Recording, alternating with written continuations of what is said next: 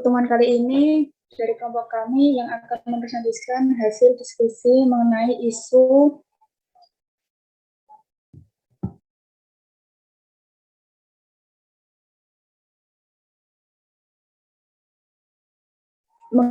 kasus sistem pada kelompok kami.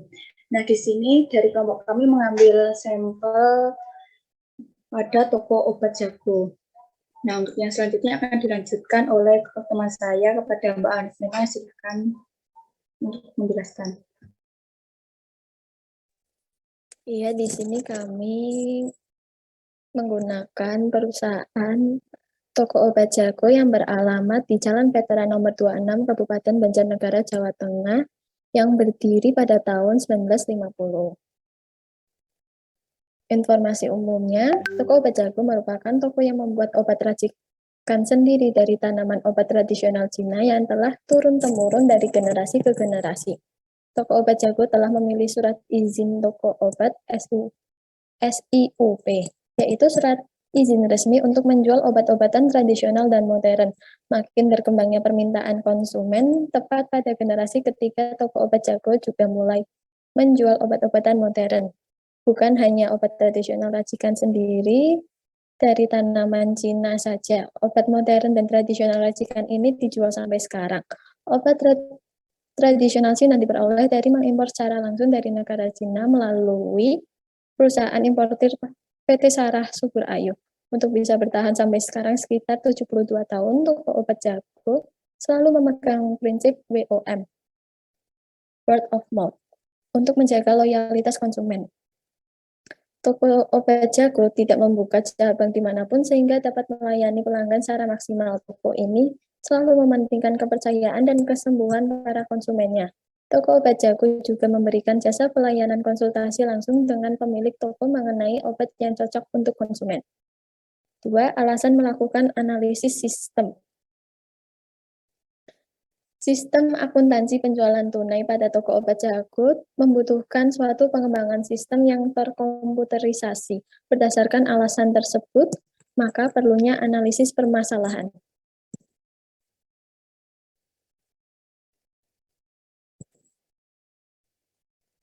Lalu selanjutnya akan dilanjutkan oleh Mbak Anissa. Untuk yang ketiga adalah permasalahan-permasalahan yang ada di toko obat jago. Nah, yang pertama yaitu pelaksanaan sistem akuntansi penjualan tunai yang belum dilaksanakan dengan baik. Lalu yang kedua, sering terjadi kesalahan dalam perhitungan total harga. Dan yang ketiga, sering terjadi keterlambatan dalam penyampaian laporan keuangan. Lalu yang keempat adalah identifikasi penyebab masalah. Pertama, belum adanya pemisahan wewenang yang jelas dan belum adanya faktur yang dibuat lengkap. Lalu yang kedua, tidak ada label harga yang jelas pada obat. Yang ketiga, wiraniaga salah mengidentifikasi nama dan harga obat. Lalu yang keempat adalah pembuatan laporan masih menggunakan manual. Selanjutnya akan dipresentasikan oleh rekan saya. Selanjutnya yaitu identifikasi titik keputusan. Yang pertama, masalah yang pertama disebabkan oleh belum adanya pemisahan wewenang yang jelas. Titik keputusannya mengakibatkan terjadinya sebab masalah ini adalah proses penanganan kas dalam perusahaan. Titik keputusan ini dapat mengakibatkan penyelewengan penggunaan kas dan perusahaan. Yang B, masalah yang kedua disebabkan oleh kesalahan dalam perhitungan total harga. Titik keputusannya mengakibatkan terjadinya sebab masalah ini adalah proses input data. Titik keputusan ini dapat menghambat dalam pembuatan laporan. Yang C, masalah yang ketiga disebabkan oleh ketidakmaksimalannya dalam penggunaan komputer dalam pembuatan laporan. Titik keputusannya mengakibatkannya terjadi sebab masalah ini adalah proses pembuatan laporan di bagian akuntansi. Titik keputusan ini dapat menghambat dalam pembuatan laporan. Yang keenam, hasil analisis. Yang pertama, analisis kelemahan sistem. Analisis distribusi pekerjaan artinya belum adanya rincian tugas perbagian yang jelas karena terkadang masing-masing personil menangani kegiatan yang sama. Yang kedua, analisis keandalan, terdapat kesalahan dalam perhitungan total harga. Yang ketiga, analisis dokumen. Dokumen yang digunakan dalam sistem informasi akuntansi penjualan tunai toko obat jago adalah faktur dan kwitansi. Yang keempat, analisis laporan. Adanya keterlambatan dalam penyampaian laporan.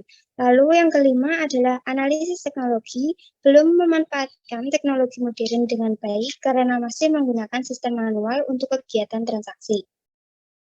Yang B, analisis kebutuhan pemakai atau manajemen. Pihak manajemen toko membutuhkan suatu rancangan sistem informasi akuntansi yang sudah terkomputerisasi agar mempunyai database sehingga dapat memenuhi kebutuhan perusahaan. Selanjutnya akan dipresentasikan teman saya. Selanjutnya adalah solusi masalah. Solusi terhadap masalah dalam menangani transaksi penjualan tunai perusahaan yang teridentifikasi yaitu yang pertama masalah teridentifikasi pelaksanaan sistem akuntansi penjualan tunai yang belum dilaksanakan dengan baik. Sehingga solusi masalahnya adalah memberikan rancangan tugas dan wewenang yang jelas dan memberikan faktur rangkap yang bernomor urut tercetak.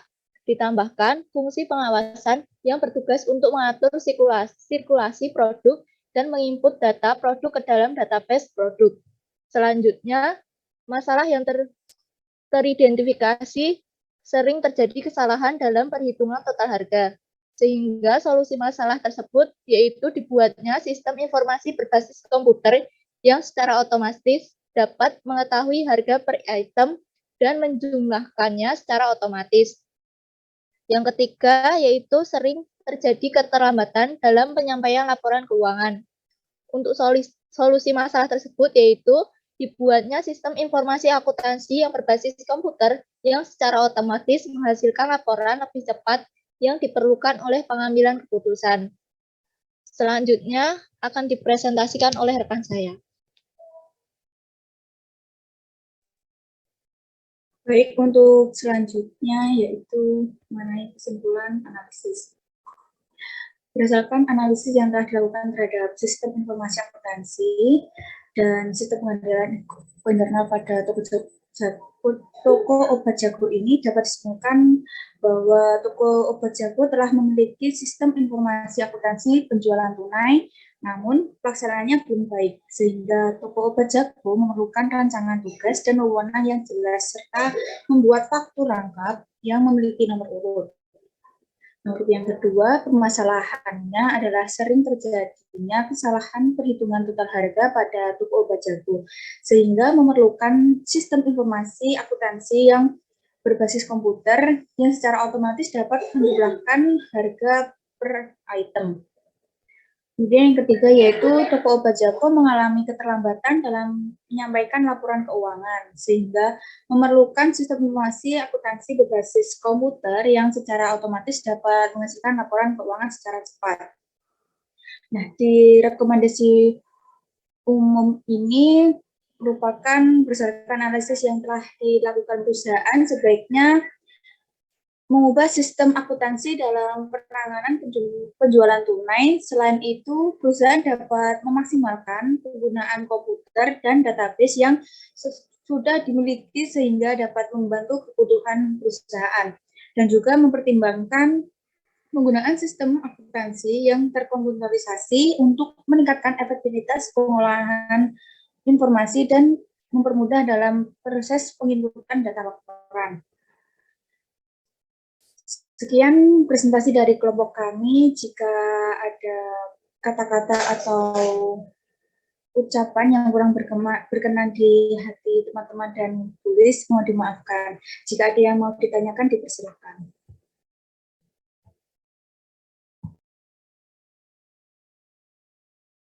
Terima kasih kelompok 5. Cukup baik hasil analisisnya ya. Ini sejalan ya dengan pembagian kelompoknya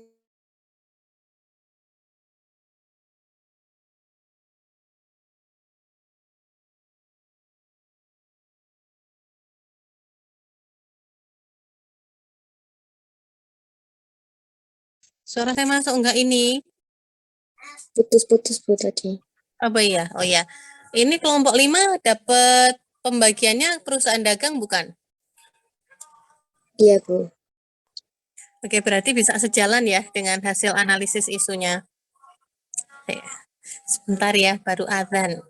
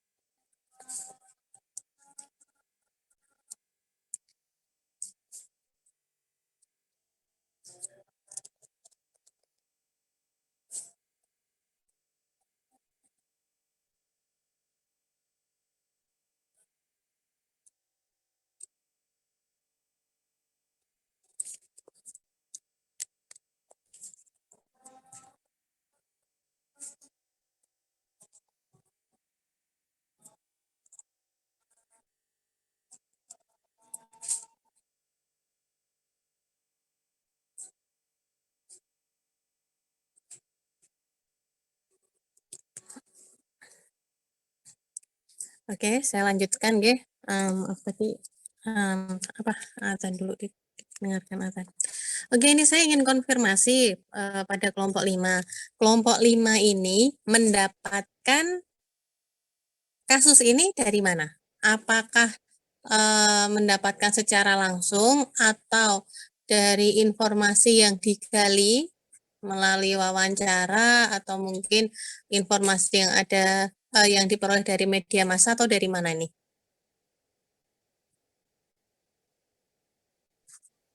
Dari media massa Ibu.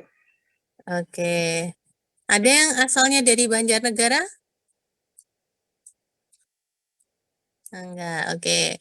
Berarti memang pure ini ya. Kemudian yang diperoleh dari media massa itu apa? Apakah keseluruhan atau hanya yang informasi umum serta kasusnya kemudian dilakukan analisis?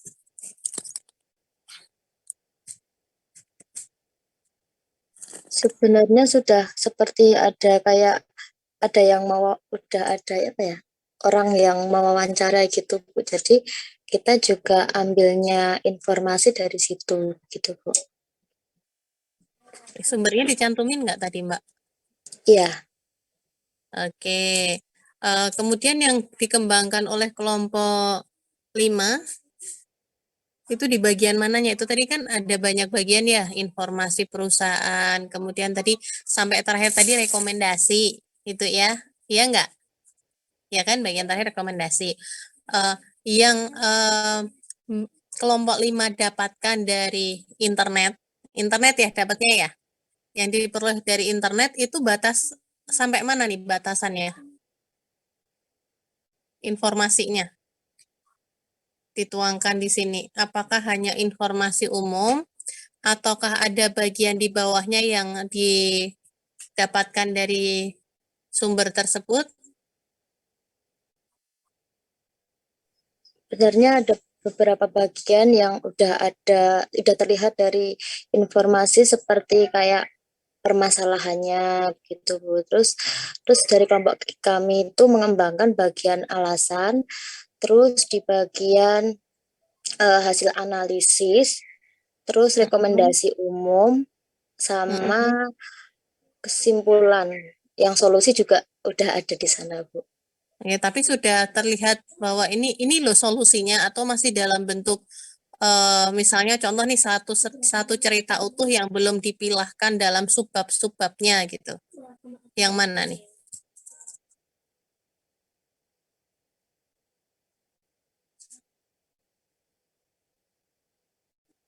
Sudah dipilahkan, ini solusi yang dilakukan, contohnya gitu atau belum. Terus akhirnya kelompok 5 membuat subbab sendiri atau memang dari sumbernya itu sudah ada solusi yang dilakukan dan seterusnya mungkin. Kalau solusi sepertinya kemarin sudah dipilah dari sana, tapi yang lain kita memilah sendiri, Bu. Kayak bikin subbab-subbab sendiri seperti itu. Soalnya kita juga cari pedoman buat menganalisis kemarin isu. Jadi kayak kita cari pedomannya gitu, terus yang udah dipilah cuma yang solusi, yang lainnya kita memilah sendiri. Cuma juga sudah ada di situ, Bu. Jadi kita milah-milah. Ya, oke, terima kasih. Maksud saya mengkonfirmasi ini adalah kalau misalnya itu memang mayoritas, berarti kan kalau hanya 2 poin itu, mayoritas itu kan dikerjakan tim ya, kelompok 5 sendiri gitu. Jadi ada memang ada kreativitas untuk mencari pedomannya seperti apa. Karena kan saya tidak memberi ya, memang pure Anda berusaha mencari, kemudian menyelesaikan, mengemas isu ini menjadi sebuah susunan yang cantik, yang apik dan runtut. Maksud saya seperti itu. Sehingga harapan saya dengan bekal ini nantinya ini bisa Anda gunakan atau dijadikan role model dalam kelompok 5 nanti membuat sistem informasi akuntansinya, proyeknya ya minggu depan dan seterusnya. Karena ini sudah runtut sekali, bahkan dari permasalahannya itu apa sudah terlihat. Jadi ketika ini anda menyampaikan, kelompok 5 menyampaikan bahwa ini memang hasil diskusi yang dilakukan oleh kelompok 5, saya menyimpulkan bahwa mudah-mudahan ya kesimpulan saya ini sudah benar, bahwa kelompok 5 itu sudah memahami pentingnya sistem informasi akuntansi itu apa sih. Di sini lebih mengarahnya ke pencatatan laporan keuangan yang sudah terintegrasi, terkomputerisasi, sehingga berangkat dari situ harapan saya nanti memang bisa dituangkan, bisa diimplementasikan dalam nanti sistem informasi akuntansi yang akan dikembangkan oleh kelompok 5. Yang sederhana itu ya, sistem informasi sederhana berbasis komputer, sudah computerized, yang akan dikembangkan oleh kelompok 5. Jadi intinya seperti itu. Kenapa tadi saya mengulik sedemikian rupa sampai dalamnya, bukan berarti saya tidak percaya, tidak, tapi saya berusaha untuk meyakinkan baik saya sebagai dosen maupun Anda sebagai nantinya yang tim pengembang lah ya, saya menyampaikannya tim pengembang karena nanti Anda mengembangkan sebuah sistem, ini tadi alurnya sudah sangat baik dan harapan saya itu nanti jangan sampai berkurang dan minimal lah seperti ini nanti alur yang Anda kembangkan untuk sistem informasi. Ya, sudah runtut sekali, karena ini tadi hasilnya sudah sangat runtut. Gitu ya, Mbak Anissa, Mbak Agnivena, Mbak Bila, sopo meneh mau. Mbak Cindy, Mbak Fatimah, ya, itu nggih, silahkan nanti dilanjutkan untuk proyek berikutnya. Terus tak sebut semua loh. Mbak Anita. Nah, tak sebut sekarang tuh Mbak Anita.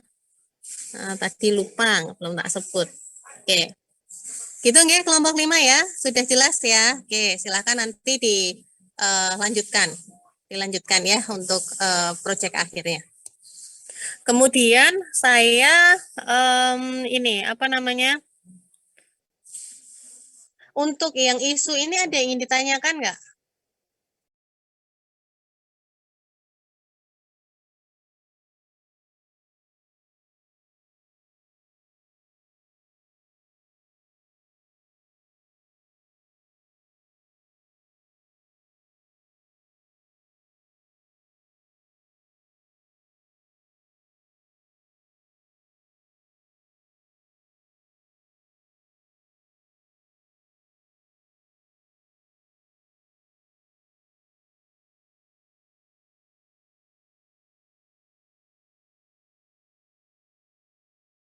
Oke, untuk isu insya Allah sudah clear ya. Kelompok 1 sampai kelompok 6 oke ya, nggak ada yang ingin ditanyakan. Nanti lebih detailnya nanti saya coba beri komentar satu persatu di apa namanya analisis isunya. Kemudian untuk Microsoft Access-nya, kemarin membuat resumenya ada kesulitan nggak? Ada kesulitan nggak, Mas dan Mbak yang ada di sini?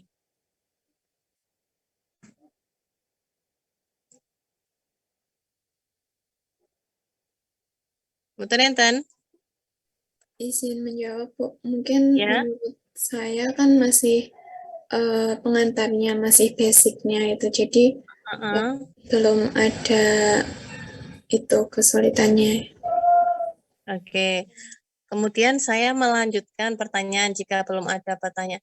Ketika membuat resume Microsoft Access ini, apakah Mas dan Mbak-mbak, Mas-mas dan Mbak-mbak, Mas nek piro to iki? Ketok ya. Banyak ya, lebih dari satu lah ya.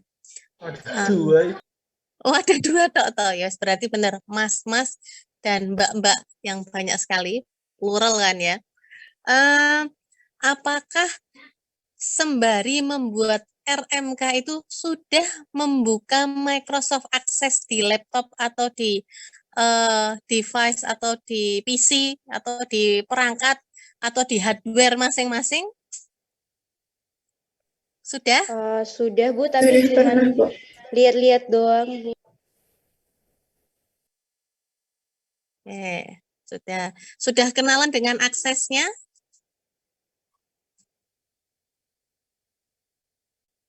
Sudah kenalan? Mbak Devani sudah kenalan dengan akses? Bingung makanya Bu. Lah, bingung. Kalau siapa yang bilang bingung tadi ya? Siapa tadi? Yang bingung pakai siapa? Saya Bu. Oh, Mbak Atika Atika. masih bingung. Kalau Mbak Adinda, sudah kenalan belum dengan akses?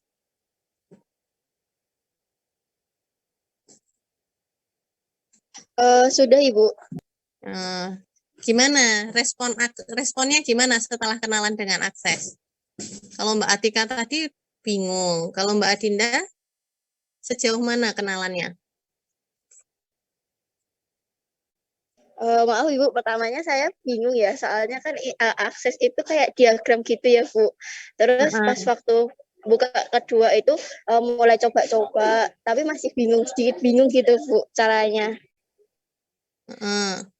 Kemudian yang dibuat kelompoknya Mbak Adinda untuk kenalan dengan akses itu, informasi aksesnya sejauh mana nih yang diberikan kelompoknya Mbak Adinda?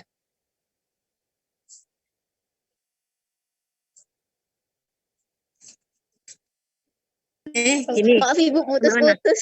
Oh, putus-putus. Kelompoknya Mbak Adinda kelompok berapa? Mbak Adinda kelompok 3 ya. Mbak Adinda, kenalan dengan akses informasi yang diberikan kelompok 3 sejauh mana nih?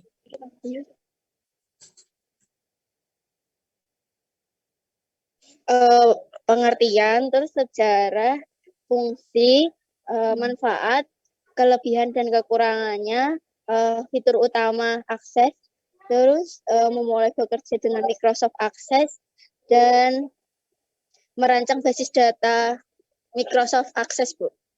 Wah, udah lumayan ini, lumayan banyak nih informasinya ya.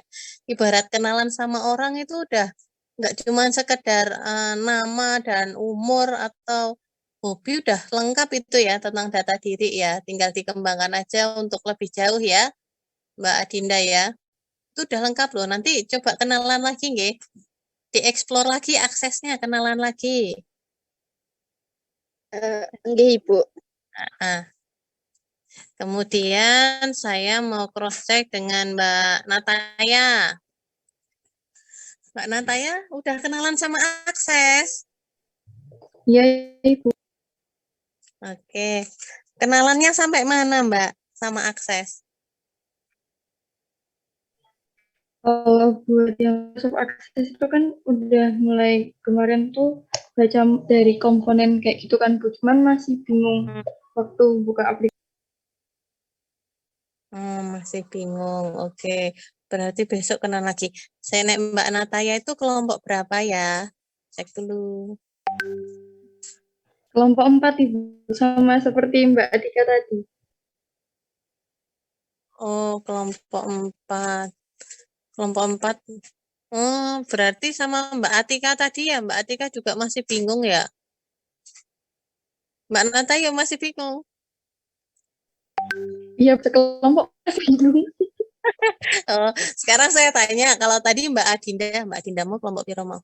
Mbak Adinda tadi kelompok 3, tadi sudah menceritakan sejauh mana nih informasi yang dikumpulkan kelompok 3 tentang akses sebagai bekal kenalan sama akses. Kalau kelompok 4 nih, Mbak Nataya bisa diceritakan sampai mana nih kelompok 4 mengumpulkan informasi tentang akses nih? Kemarin kalau dari kelompok saya itu baru sebatas kayak pengenalan aplikasinya itu Microsoft Access itu apa, Ibu. Terus juga ada submenu kayak tab file, kemudian ribbon sama quick access kayak gitu, Ibu. Belum yang sampai prakteknya. Terus juga baru kayak kalau membuka file sama menutup file kayak gimana juga itu baru kayak sebatas teori gitu, Bu. Belum sampai ke prakteknya. Oke. Berarti besok masih bisa dieksplor kembali. Oke.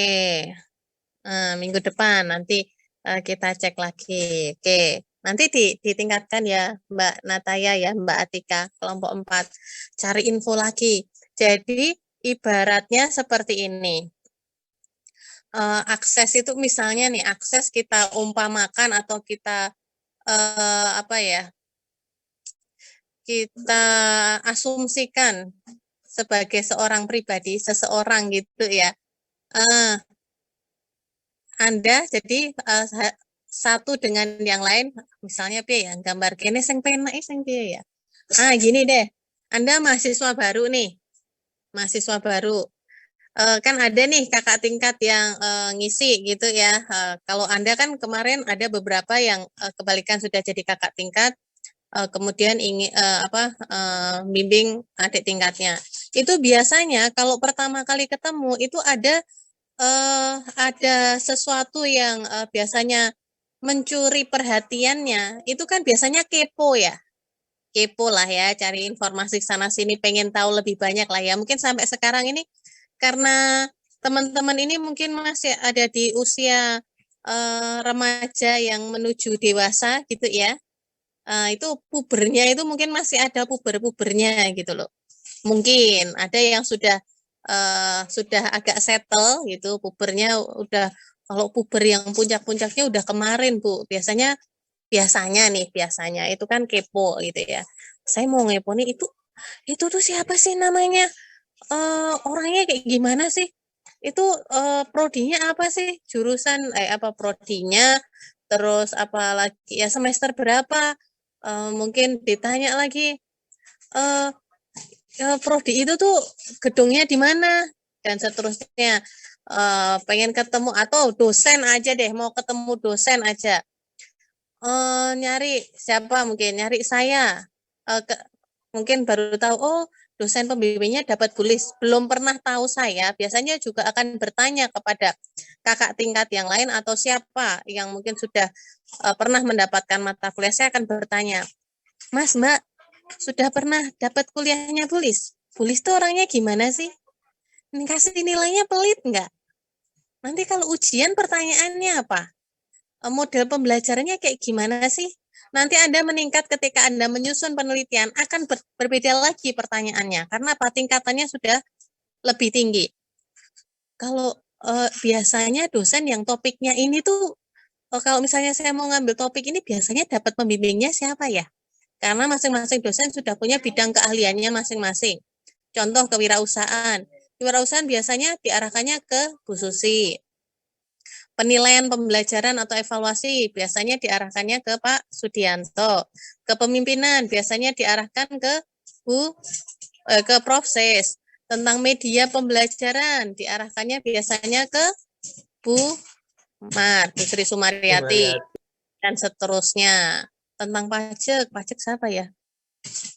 Pajak mungkin pembimbing 2-nya bisa Pak Sohidin, karena Pak Sohidin konsultan pajak. Jadi teman-teman yang berminat nggak apa-apa, silahkan pembimbing 2 Pak sementara. Nggak tahu nanti kalau berubah jadi pembimbing 1.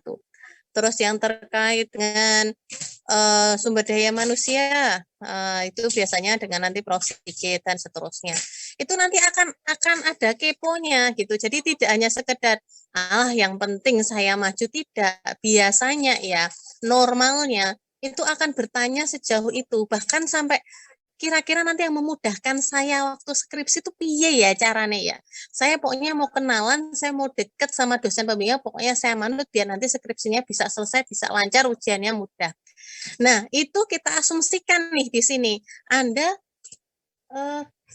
belajar akses seseorang yang belum Anda kenal sebelumnya, sesuatu hal yang belum pernah Anda tahu sebelumnya. Bagaimana kira-kira Anda akan mengenal dengan akses? Anda harus punya strategi tersendiri. Apakah hanya sekedar Anda sambil lalu tahu akses?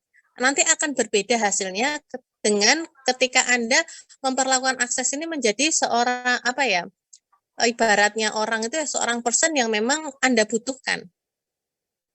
Akan berbeda. Nah, kemudian nanti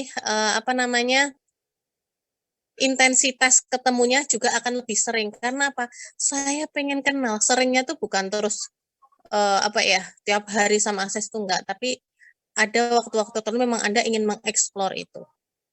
Begitu. Itu karena ini langkah awal Anda, langkah awal. Semakin nanti bertambah tingkatan atau tujuan yang ingin Anda capai gitu ya. Kalau ini hanya sekedar tahu akses itu opo toh? Cukuplah Anda dengan tahulah pengertian akses, modelnya gimana, manfaatnya itu apa, kelebihan kekurangan apa, itu cukup. Tapi ketika Anda ingin mengeksplor lebih tinggi lagi tentang akses, misalnya pemanfaatannya itu untuk apa, kemudian gimana sih cara-caranya bisa memanfaatkan akses ini untuk pembelajaran, gimana sih pemanfaatan akses, gimana cara saya bisa menggunakan akses ini untuk menerapkan teori mata kuliah tertentu atau yang nantinya bisa bermanfaat untuk masyarakat sekitar. Anda akan keponya itu ya, istilahnya kepo ya, rasa ingin tahunya Anda itu akan lebih besar dan bahkan ada niatan, ada dorongan, ada minat, ada istilahnya, ada rasa ingin tahu, rasa ingin kemudian tidak hanya sekedar ingin tahu, tapi rasa ingin bisa dekat, memiliki dan mengembangkan software tersebut. Dan itu berlaku untuk semuanya. Kalau kemarin kita belajar tentang komputer akuntansi, itu juga seperti itu, yang sebelumnya Anda belum pernah kenal tentang apa itu MAYOP, apa itu accurate. Akhirnya karena jadi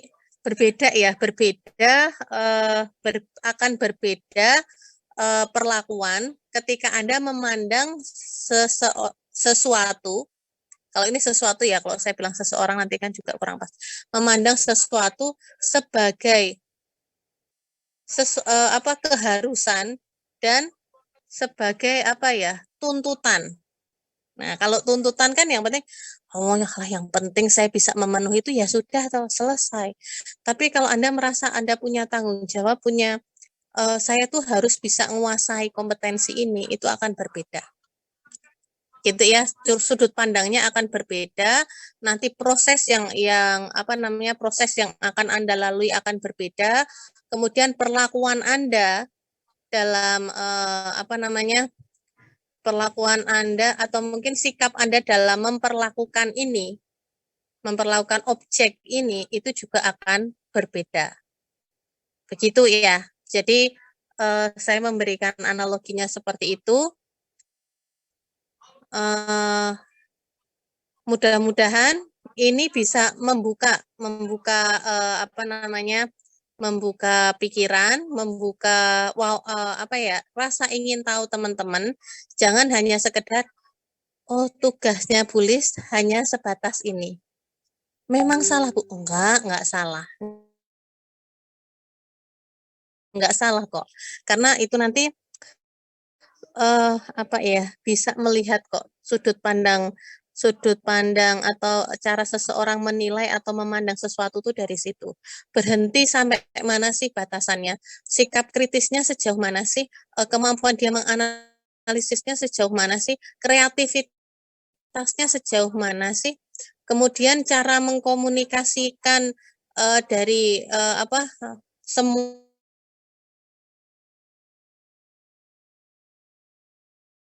itu tadi bagaimana cara? Nanti capaian pembelajaran tidak hanya sekedar Anda mampu mengembangkan dan membuat sebuah database sistem informasi akuntansi, tapi juga cakupan soft skill yang tidak bisa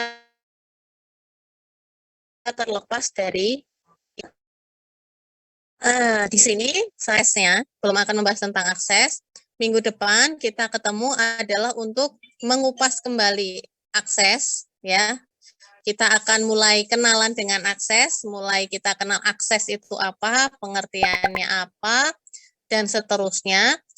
Minggu depan insya Allah akan saya cross-check kembali, apakah Anda sudah kenalan lebih jauh lagi, atau masih stagnan ini, Aduh, kalau biasanya saya itu mau penjajakan itu ini Bu, nggak cukup sekali nih Bu. Saya kalau penjajakan itu butuh beberapa kali waktunya. Saya misalnya nih, saya itu pengen kenalan nih, siapa sih ketua kelas angkatan 2020 di kelas A. Janjane sing endi toh, gitu kan? Yang mana tuh ketua kelasnya? Yang mana sih ketua kelasnya? Sudah berubah belum? Oh, Mas Aan sekarang. Oh, Mas Aan. Mas Aan, Mas Dito. Oh, berarti memang ini ya sepertinya angkatan 2020 ini ketua kelas itu apakah setiap semester berganti atau setiap tahun berganti?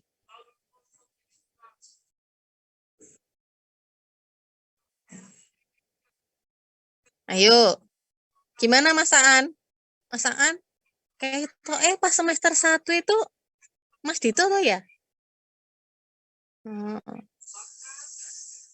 Terus Mas Dito nggak protes kan? Yuk kita rapat kelas yuk. Oh, nggak ganti-ganti, memang Mas Aan dari lama. Terus Mas Dito sejak kapan menyerahkannya itu? Semester 2 itu.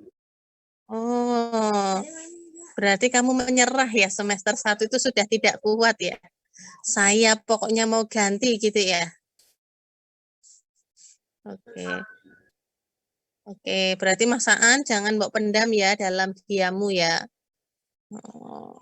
Kemukakan nanti. Oke, wong cowoknya cuma 2 aja kok. Gitu ya. Nah, itu misalnya saya pengen tahu seperti apa sih. Terus yang namanya ketua kelasnya Anugrah Perdana. Ini janjane sopo toh kan gitu ya kalau nggak tahu. Itu loh Bu, yang namanya itu loh nama panjangnya tuh Anugrah Perdana. Yang kemarin tuh ikut student exchange itu loh Bu. Yang mana sih? Yang itu yang pakai kacamata. Yang mana lagi? Yang mana kacamata Dito? Yang itu Dito tuh juga pakai beda Bu, badannya lebih kecil misalnya. Ya itu loh Bu, yang lebih pendiam misalnya. Dan seterusnya. Loh, sepertinya dulu tuh belum pernah, mesti kan akan ada pertanyaan berikutnya. Tidak hanya sekedar tahu ketua kelasnya siapa, itu Mas Aan, oh ya sudah, tidak berhenti dari situ. Tapi karena ada tujuan tertentu yang ingin saya ketahui di situ, saya akan mengejar lagi dengan pertanyaan berikutnya. Kalau di keterampilan mengajar, ini yang namanya kemampuan bertanya tingkat lanjut. Kan ada bertanya dasar, bertanya tingkat lanjut. Tidak hanya cukup siapa namanya, tapi akan dikejar lagi dengan pertanyaan berikutnya sampai tujuannya tercapai. Gitu ya. Nah, kurang lebih itu. Nah, begitu juga Anda praktekkan di Microsoft Access ini. Anda terus bertanya pada aksesnya nggak bisa diajak ngomong, Bu. Bukan menunggu aksesnya ngomong. Kalau aksesnya itu nanti ngomong, maksudnya di hardware Anda nanti aksesnya ikut berkomunikasi secara verbal pada Anda nanti akan meninggalkan device itu. Benda mati kok tiba-tiba bisa ngomong gitu ya, kecuali Google ya. Lalu Google, apa itu Microsoft Access? Dia akan menjawab. Nah, harapan saya Anda tidak hanya berhenti di sini dengan mengeksplor akses itu. Tujuan dari apa yang saya sampaikan ini tadi seolah-olah ngomong ke sana ke sini gitu ya, menyampaikan ke sana kemari. Namun tujuan saya hanya satu, adalah jangan berhenti untuk mengeksplor akses sampai pada titik ini. Karena nanti proyek Anda hingga nanti di akhir semester itu adalah tidak lepas dari Microsoft Access. Bisa akses ini berdiri sendiri atau Anda mengcombine akses ini dengan makro VBA. Makro VBA itu dari Excel. Nah, sebagai contohnya ya, tadi kelompok 5 sudah memaparkan studi kasus ya dari isu hasil analisis dari isu sistem informasi akuntansi yang ditemukan tentang perusahaan jago dari jamu tadi. Nah, kemudian memberikan rekomendasi permasalahannya sudah dianalisis dengan sangat baik. Salah satunya adalah terkait dengan pencatatan atau penyusunan laporan keuangan.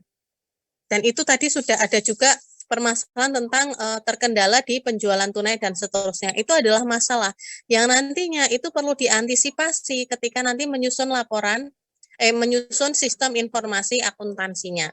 Bagaimana ya caranya biar sistem ini bisa bermanfaat, bisa menjawab atau memberikan solusi dari permasalahan yang ada atau kendala-kendala yang dialami sebelumnya. Oh, biasanya perusahaan dagang itu di sini. Sebenarnya idealnya studi proyek Anda ini adalah dengan kondisi real UMKM yang ada, baik itu yang bergerak di bidang jasa, dagang maupun manufaktur. Namun karena ada beberapa keterbatasan, contohnya Anda mengikuti mata kuliah yang cukup banyak ya, sehingga nanti kalau Anda turun ke lapangan itu nanti akan membutuhkan waktu yang ekstra lebih banyak dibandingkan ketika Anda explore dari internet. Gitu ya, karena sekarang pustaka Anda, referensi Anda bisa Anda temukan jauh lebih banyak di internet, hanya Anda harus pandai memilah dan memilih mana yang bisa digunakan dan tidak. Begitu. Nah, kemudian itu Anda kembangkan dalam sistem informasi akuntansi. Idealnya lagi ketika Anda sudah berhasil membuat sebuah desain database tersebut, itu akan diuji cobakan apakah ini memang benar-benar bisa digunakan atau tidak. Begitu. Nah, sehingga next, mungkin setelah ini nanti kan Anda magang ya, mungkin ketika magang nanti memang itu dibutuhkan, Anda bisa bisa memodifikasi dari database yang sudah Anda gunakan, karena kemarin waktu mata kuliah apa tidak mendapatkan makro VBA, tapi kalau secara sederhana Anda membuatkan dalam bentuk Excel pun juga sudah sangat membantu bagi UMKM atau bagi instansi. Kalau instansi pemerintah itu sudah punya biasanya sistem informasinya, tapi untuk perusahaan-perusahaan yang masih terbilang berdiri sendiri ya, modalnya dari sendiri gitu ya, perusahaan perseorangan itu biasanya masih jarang yang menggunakan sistem informasi ini, sehingga insya Allah mudah-mudahan ini bisa menjadi bekal positif yang nantinya bisa teman-teman implementasikan nanti di masyarakat, salah satunya melalui magang budi. Bahkan umpama nanti di bidang pendidikan, ini nanti juga bisa Anda kembangkan kembali, meskipun konteksnya bukan akuntansi, bukan masalah penyusunan laporan keuangan ya, dalam artian misalnya nih, Anda nanti magang ke pendidikan, Anda nanti juga diminta untuk membantu di sekolah itu misalnya koperasi, ada koperasi. Ini gimana ya caranya ya untuk ngitung ini tuh saya nggak bisa real nih, masih secara manual. Anda bisa menerapkan ini di sana. Kalau misalnya bukan yang ada kaitannya dengan pencatatan keuangan, Bu, pencatatan transaksi bisa. Rapot, kemudian nanti di perpustakaan, misalnya dari peminjaman buku dan seterusnya, itu basicnya itu nanti kan di bahasa pemrograman. Nah, ini bahasa pemrograman Anda juga harus nanti kuasai. Seperti apa sih bahasa pemrogramannya? Akses ini. Akses itu orang mana? Bahasa daerahnya apa? Kemudian yang kira-kira bisa menyatukan kita itu bagaimana nanti ya, dengan bahasa apa? Seperti Anda di Indonesia. Indonesia itu terdiri dari berbagai macam suku bangsa. Berapa ya? Ratusan suku ya. Ratusan bahkan lebih, sampai ribuan, mungkin puluhan ratusan suku bangsa. Masing-masing suku itu punya bahasa daerahnya masing-masing, punya dialeknya masing-masing.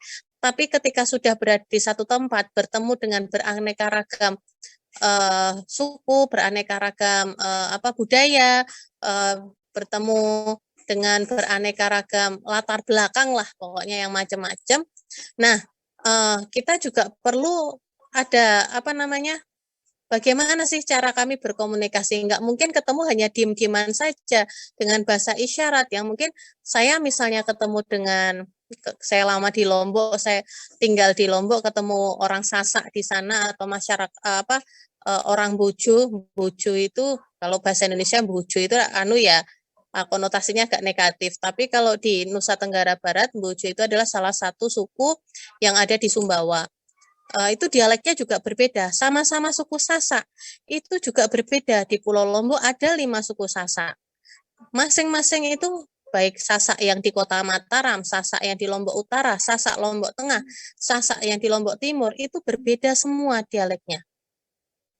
Nah, sehingga bagaimana caranya ketika nanti ketemu di pasar, banyak orang-orang tidak hanya dari Kota Mataram, saya lama tinggal di Kota Mataram, Sasak orang Mataram jauh lebih halus gitu, dialeknya itu enggak terlalu rumit. Tapi ketika nanti ketemu dengan Sasak yang lainnya, sama-sama Sasak di satu tempat itu, kita harus berusaha bicara dengan bahasa Indonesia yang memudahkan komunikasi dengan pembelinya misalnya, atau dengan penjualnya. Dan di situ juga banyak sekali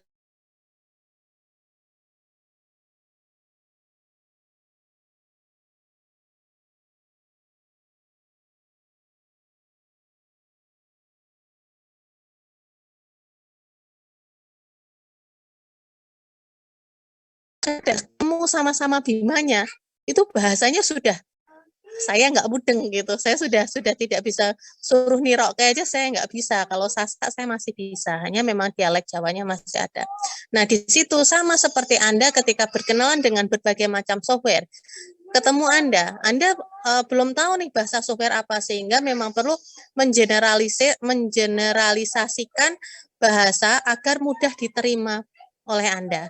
Begitu juga nanti Anda sebagai jembatan kepada pihak mitra atau pihak ketiga. Anda mungkin nantinya menjadi seorang edupreneur, atau kreatifpreneur yang memang Anda nanti menjual produknya adalah berupa jasa bukan barang, salah satunya adalah software ini, Anda juga harus mampu bisa mengkomunikasikan ini kepada customer Anda, apa yang diminta customer Anda bisa Anda bisa menyampaikan dalam software yang atau produk yang Anda tawarkan. Gitu ya, kurang lebih itu ya. Ya, mudah-mudahan bahasa atau istilah yang saya gunakan ini atau analogi yang saya gunakan untuk mencoba menyampaikan kepada teman-teman semua itu bisa dipahami, dalam artian tidak membuat lebih blunder atau lebih bingung. Dan di sini sebenarnya teman-teman ini kan baru mata kuliah seminar ya. Mata kuliah seminar ya. Nah, ini misalnya Anda nanti juga butuh ide, Anda bisa ambil nih dari sini contoh tadi dari yang kelompok 5 sampaikan permasalahan apa sih yang ada.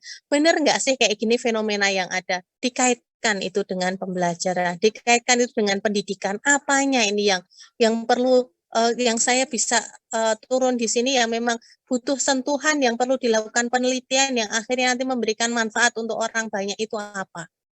Anda coba. Jadi kalau Anda misalnya ada keluhan dari mahasiswa, Bu, saya bingung cari judul, Bu. Yang dicari jangan judulnya. Cari dulu masalah yang ada, kontraskan atau cari teorinya, sudah sesuaikah ini dengan teorinya. Ketika itu nanti teori dan kenyataannya itu ada kesenjangan, nah itu bisa jadi masalah. Tinggal judul itu disusun dari masalahnya ini apa toh. Terus ini harusnya gimana, terus solusi yang mau saya berikan apa, jadi deh judul. Kan gitu ya. Nanti kalau judul 1 ditolak, ya nanti maju lagi. Konsepnya kan sama. Maju lagi, judul lagi kedua ditolak, maju lagi judul ketiga. Tapi jangan sampai jeda waktunya yang lumayan lama. Selak rampung kuliah kan gitu ya. Kalau harapannya dari prodi itu kalau Anda bisa selesai dalam artian proposal Anda itu sudah final, Anda selesaikan di semester ini, harapannya kan bisa segera maju ke PA dan Kaprodi untuk mendapatkan dosen pembimbing. Harapannya biar Anda bisa lebih dulu gitu menyusun skripsinya. Harapannya lagi biar masa studinya bisa cepat, tidak sampai 4 tahun. Ya 4 tahun ya nggak apa-apa, lebih dikit ya nggak apa-apa, tapi kalau bisa ya kurang dari 4 tahun. Itulah kenapa Prodi menyusun kurikulum yang sedemikian rupa, sehingga harapannya itu bisa tidak masing-masing mata kuliah itu bisa saling terintegrasi, bukan berdiri sendiri. Oh, pokoknya saya ngampunya SIA, enggak seperti itu. Tapi bagaimana ketika saya mengampu sistem informasi akuntansi ini, saya bisa memberikan gambaran kepada mahasiswa tidak hanya sekedar teori yang ada sistem informasi, tapi juga memberikan bekal, memberikan soft skill, tidak hanya hard skill. Yang jelas hard skill harus punya, tapi juga bisa memberikan soft skill sekaligus untuk nanti membuka wawasan mahasiswa. Barangkali ada mahasiswa yang berminat untuk mengembangkan ini untuk menjadi topik penelitiannya. Muaranya ke situ salah satunya. Muara jangka panjangnya adalah nanti untuk dikembangkan ketika teman-teman sudah lulus ya. Profil lulusannya itu kan tidak hanya menjadi guru tapi juga menjadi edupreneur, kreatifpreneur, ada mata kuliah itu. Begitu nggih kurang lebih, sehingga saya sangat titip pesan sekali. Meskipun di mata kuliah saya tidak ada secara formal UTS, penilaian saya itu adalah dari hard skill dan soft skill yang teman-teman miliki ya. Kompetensinya kan individu bukan kelompok. Nanti juga akan terlihat, dan saya berpesan belajar sungguh-sungguh. Jangan menganggap ini mata kuliah ini berdiri sendiri. Tapi kalau saya pribadi, saya setiap mengampu mata kuliah, saya berusaha mengintegrasikan satu mata kuliah dengan mata kuliah lain, baik yang sebelumnya sudah pernah diberikan maupun kedepannya mata kuliah yang saya ampu itu kedepannya akan atau muaranya atau kira-kira nanti berintegrasi dengan mata kuliah apa, manfaat untuk mahasiswa apa sampai nanti di akhir. Kurang lebih gitu ya. Saya doakan mudah-mudahan teman-teman di sini clear nanti untuk seminar proposalnya, sudah dapat judul, tidak hanya sekedar judul, tapi juga Anda paham tentang judul yang Anda tulis dan proposal yang Anda tulis. Jangan hanya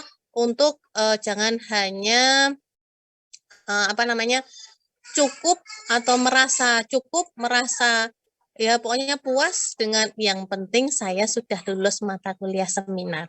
Jangan berhenti di situ, tapi usahakan manfaatkan dengan baik di mata kuliah seminar ini sudah clear. Karena nanti kalau sudah ganti judul lagi, beberapa pembimbing akan minta seminar proposal ulang. Sehingga di sini biasanya saya wanti-wanti ke mahasiswa. Kalau bisa memang idenya yang dituangkan ke dalam proposal skripsi tersebut, yang Anda buat di mata kuliah seminar proposal ini, itu adalah ide terbaik dari Anda, yang Anda tidak hanya menulis, tapi juga Anda memahami arahnya nanti akan kemana. Gitu ya. Proposal itu karena plan rencana Anda ke depannya itu akan seperti apa, sehingga mudah-mudahan nanti kalau sudah clear di seminar proposal dengan Ibu Doktor yang baru, Bu Doktor Biti, sudah lulus alhamdulillah, tinggal ujian terbuka saja. Itu masih fresh gitu ya, ilmu-ilmu beliau tentang ilmu pendidikan, itu nanti bisa mudah-mudahan bisa mengantarkan teman-teman segera selesai, cepat lulus. Idenya juga ide yang memang baru gitu ya, yang fresh gitu, tidak mengambil yang sebelum-sebelumnya. Dan nanti silahkan bisa ditambahkan dengan materi-materi yang bisa Anda ikuti di mata kuliah, di webinar series. Kayaknya kemarin banyak yang ikut ya. Nanti malam kayaknya masih ada tuh Ibu Elvia Syauki, ya. Nanti Anda bisa join. Kayaknya linknya udah banyak di-share ya. Linknya sama kayak yang kemarin kalau nggak salah. Jam 18.30, itu manfaatkan momen itu. Nanti masih ada berapa pertemuan ke depan. Kayaknya total 8, kalau ini ketiga berarti masih ada 5, tapi 5 pertemuan nanti dengan Prof. Handoyo. Prof. Handoyo itu dari King Abdul Aziz University, dari Arab Saudi. Beliau pakar publikasi. Jadi itu nanti silahkan Anda asah nih kemampuan atau pengetahuan Anda dan bisa dimanfaatkan untuk peningkatan kompetensi Anda menuju semester akhir, penyusunan tugas akhir. Gitu ya, Mas dan Mbak ya. Oke, ya, yang penting ini jangan kelinderan, dalam artian posisikan mata kuliah ini, posisikan proyek yang saya berikan, tidak hanya sekedar proyek di mata kuliah ini, namun tempat Anda belajar sebagai living laboratory Anda, meskipun perusahaannya itu fiktif gitu ya, tapi anggap aja ini sebagai living laboratory, tempat Anda mengeksplor, tempat Anda menerapkan apa yang Anda pelajari, seolah-olah memang ini ada, kira-kira bagaimana saya memulainya, ini kurang apa, dan seterusnya. Karena jangka waktunya juga lumayan banyak, tidak butuh Anda setiap hari ada di sana, tapi sisihkanlah waktu Anda di setiap minggu untuk eksplor di situ. Jadi setiap minggu pemahamannya bisa selalu bertambah. Gitu nggih? Oke. Oke, tambahan dari saya itu aja. Sampai di sini ada yang ingin ditanyakan? Cukup ya? Saya izin bertanya. Iya, gimana? Jangan konsultasi proposal lo ya. Oh, ini saya konsultasi proposal. Ya, gimana? Kalau tadi kan tulis bilang yang ini misalkan kewirausahaan sama ini. Dan kalau saya mau tanya tuh, kalau misalkan psikologi pendidikan biasanya sama siapa gitu? Psikologi pendidikan, contohnya apa? Psikologi pendidikan. Peran keluarga seperti itu, Bu. Ya, dikaitkannya dengan apa dulu? Hasil belajar. Hasil belajar. Umum sih semuanya bisa. Sama Pak Sud bisa, Bu Binti bisa, Pak Jaryanto bisa. Karena sekarang Pak Jaryanto, Bu Binti udah bisa pembimbing 1. Terus Bu Umar jarang sih. Pak Sud tapi jarang juga. Kayaknya kalau misalnya ada yang potensi penilaian, Pak Sud penilaian. Kalau saya sih biasanya pembimbing 2. Semua ya oke aja. Kewirausahaan saya pembimbing 2 ya ada. Evaluasi saya pembimbing 2 ya banyak. Yang dikaitkan dengan media pembelajaran saya pembimbing 2 juga banyak. Riset and development media pembelajaran juga banyak, tentang metode pembelajaran juga ada. Kalau pembimbing 1 kayaknya itu semuanya bisa. Bu Susi juga bisa.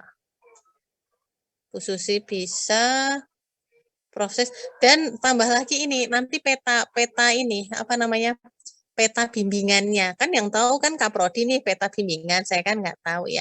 Yang sudah longgar siapa, yang bimbingannya masih banyak siapa. Kalau bimbingannya masih banyak biasanya nanti nggak terlalu banyak ditambahi beban ya, dalam artian nanti prinsip atau asas pemerataan bimbingan gitu Mas itu. Gitu, Ya, terima kasih. ya sama-sama. Berharapnya siapa? Prof Sigit. Cepat ya. Nah, ya. Yang penting di-clearkan dulu aja, di-clearkan proposalnya. Nanti kalau Bu Binti sudah oke, sudah di proposal, PA-nya siapa ya? Saya Bu Elvi. Bu Elvi. Sama siapa lagi? Kalau kelas A ini Bu Elvi sama siapa? Bu Susi. Bu Elvi sama Bu Susi. Kalau PA, kecenderungan PA yang agak teliti itu kan biasanya di Bu Susi dan Pak Hasan. Tapi belakangan ini yang kemarin 2018 Bu Susi itu lebih pasrah ke pembimbingnya. Jadi nggak terlalu seketat dulu. Tapi kalau Pak Hasan memang rinci ya, sebelum nanti maju ke Kaprodi itu biasanya Pak Hasan teliti banget pokoknya. Begitu. Ini tadi juga ada nih ya, yang tadi bimbingan Pak Hasan tadi sudah dibantu. Begitu. Tapi semua dosen itu insya Allah nggak ada yang niatnya mempersulit kok. Semua akan membantu. Dan alhamdulillah terbukti yang 2018 ini sudah banyak banget loh. Kayaknya sudah 50% udah ada belum ya? Itu udah lulus. Tadi saya juga habis nguji yang 2018. Seminggu ini tadi berapa ya? Senin, terus hari ini itu ada terus loh, Senin, Selasa, Rabu. Udah banyak banget, dan harapannya mudah-mudahan nanti 2019 juga bisa jauh lebih baik. Angkatan Anda 2020 bisa lebih baik lagi. Karena apa? Kurikulumnya kan baru. Nah, pemberian materinya kan dimajukan nih, yang kayak penelitian udah belum ya? Kayaknya udah ya harusnya ya. Hasil seminar dan publikasi kan juga dimajukan ya. Kalau yang di angkatan 2018 diberikannya di semester 7, Anda diberikannya di semester 5. Jadi udah 1 tahun lebih awal. Nah, harapannya juga bisa lebih matang ya. Oke, semangat lulus cepet ya. Ya, konsisten, sabar, jangan gampang down. Motivasinya dijaga, moodnya, kemudian apa nih ya? Jangan gampang terpengaruh dengan jangan mudah terpengaruh dengan apa jenenge, komentar yang kurang baik terhadap, misalnya udah dapat dosen pembimbing sama dengan mungkin kakak tingkat yang belum selesai, kemudian memberikan masukan yang A, B, C, D yang cenderung negatif, itu jangan mudah percaya, karena tak kandani ya Mas Mbak. Karena itu perlakuan antara individu satu dengan individu lain itu tidak akan mungkin sama. Dilihat dari apa? Karakteristiknya juga berbeda, penanganannya berbeda, kemudian apa ya? Ya pendekatan yang dilakukannya juga berbeda. Begitu. Tapi nek selagi orangnya sopan terus nurut, ya pokoknya konsisten aja, insya Allah ya cepat. Beda nek sama karakter orang yang ngeyel, dikasih tahu sulit, kemudian digoleki angel, terus apa mana ya, responnya merasa pinter sendiri, itu kadang juga akan beda nanti responnya pembimbing. Seperti itu nggih. Kurang apa meneh, udah tak kandani akeh toh. Nah, nanti selebihnya nanti akan ditambahi oleh Bu Binti sebagai dosen pengampunya. Kan banyak sekali manfaat atau ilmu-ilmu yang Anda peroleh dari beliau. Terus Bu Elvia kan juga dapat ya materinya, itu nanti dimanfaatkan. Explore aja. Apa sih yang dipunya dari Bu Binti dan Bu Elvi? Explore. Ya, mudah-mudahan sukses ya. Insya Allah perkuliahan saya pada sore ini saya cukupkan sekian. Minggu depan kita eksplor tentang Microsoft Access-nya. Seumpama nanti teman-teman masih ada mungkin update, misalnya gini, Bu, setelah saya baca-baca lagi tuh Bu, kayaknya saya mau nambahin Bu, tulisan saya yang tentang akses itu Bu, yang di RMK dan PPT-nya mau saya perbarui Bu. Kira-kira masih bisa apa enggak ya Bu ya? Bisa, silahkan. Anda apa ya, nek jadi detektif gitu kan tambahan informasi kan diberikan ya. Mau ditambahkan lagi boleh. Terus diletakkannya di mana Bu? Letakkan aja di tempat yang kemarin tuh RMK dan PPT. Misalnya satu kelompok kan ada 4-5 orang, antara 4 sampai 5, ada yang 6 enggak sih? Ya pokoknya lebih lah dari 3 ya. Nanti yang kemarin yang mengirimkan kan anggota 1. Nah nanti misalnya ada revisi bisa dikirimkan anggota 2 dan seterusnya. Yang penting konsisten, Anda satu kelompok itu harus kompetensinya tuh minimal sama. Sama dalam artian ada salah satu yang nggak ngerti ya tanya loh. Terus juga itu di apa? Ibaratnya kalau sudah Anda melakukan penelitian, Anda sudah ekspor informasi, ya berusaha disampaikan teman-teman juga anggota yang lain jangan, lah itu tugasnya si A Bu, lah saya ya sudah, yang penting sudah dikumpulkan, jangan pernah berhenti di situ. Tapi Anda juga harus tanya, kita sampai kapan proaktif, sama-sama proaktif, teamwork-nya harus dijaga, karena di situ di